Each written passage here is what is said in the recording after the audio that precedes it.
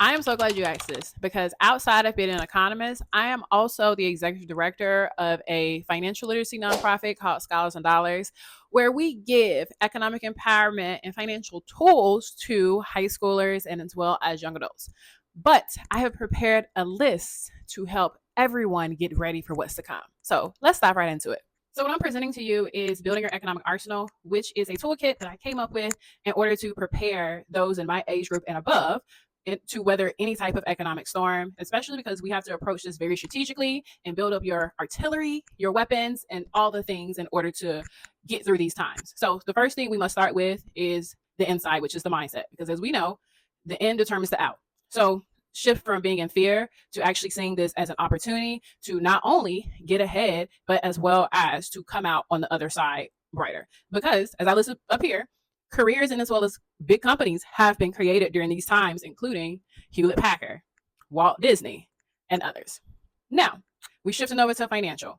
I need for you to slow down all of your afterpays of firms, all of that good stuff, so you can have a deeper handle on what your fixed costs are. And so you can also divert that money somewhere else. Because in diverting that money somewhere else, you're also going to build 6 to 9 months worth of savings and put that into either a high yield savings account or a certificate of deposit. But if you already have these things down pat, then you are ahead of the game, and as well as congratulations to you.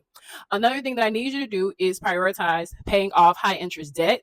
So that is any debt that is above a 9% interest rate, or in some cases 8%. So that means that all of your credit cards, your loans, or whatever in which that you have. And then as far as your financial preparation as well, we need to prioritize building a relationship with community banks because unlike big banks such as Bank of America and as well as JP Morgan, they're going to be more understanding to your situation from a local perspective rather than the big boys. Okay.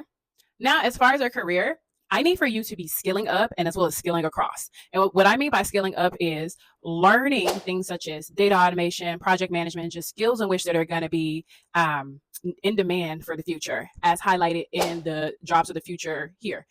And also skill across. So things in which they can be utilized locally, whether you want to learn how to be a holistic health practitioner or you want to be a tailor, but find something in which that in case everything collapses, you can fall back on something which that you can do with your hands. And I also want you to be networking actively and as well as very intentionally. Be on LinkedIn, TikTok, build up your career profile so people know who you are and so you can leverage opportunities that will come from visibility. Okay. And last thing is develop multiple streams of income. And this will come naturally as you build your horizontal as well as vertical skills, or you can also diversify it through investments, which is a natural lead into this portion where the investments in which I recommend as an economist right now is to buy into gold and silver backed ETFs, and they have to be physically backed, right? Because those are considered safe haven assets. So in a stagflation and even a recessionary environment, these things tend to maintain their value and as well as appreciate in some cases. And gold has been appreciating, okay? She's been on a hot run. And another thing in which that you could consider is in real estate. Now, if you don't want to go out and buy an investment property, although right now we are in a buyer's market, they want to throw that in there. You can also invest in REITs or real estate investment trusts, to whereas you can invest in capital projects and also earn a return on those after they're done. Now, these do kind of take a little longer, but they tend to be well worth it with a trustworthy company, shall I say. And as well as if you want other things to invest in, as far as like when it comes to the stock market, I highly recommend in utilities and as well as consumer staples. And a bonus is since we are most likely going into a trilateral, a world that has trilateral power as when the US, China, as well as Europe has equal power, it would also be best to look into their stock markets. But again, I am not a financial advisor, but as an economist, since I watch this stuff, these are just my recommendations off of the data. And the last investment is going to be you because you are the most important person. So make sure that you invest in your health, especially go on your walks, whether it's Pilates, skincare, whatever it is, because you are going to be the one that's going to make all these other things happen. Okay. Now, let's get into our last portion, which is the other things, but yet that are very important. So another local relationship that you should be focusing on building is with your local farm, because not only could you get cheap produce at cost, but you can also cut out the middleman, which is also a hedge against just rising prices in general.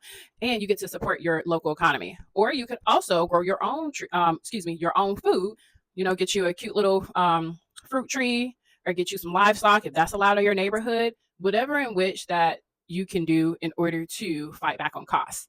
Because remember, us as consumers, if we demanded less, the price will go down. Now, this does not apply to luxury goods though, but when it comes to food, yes, it does absolutely.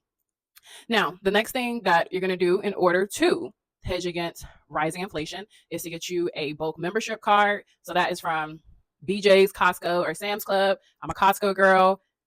I go for the cheap gas and as well as the amazing goods. So get you one of those.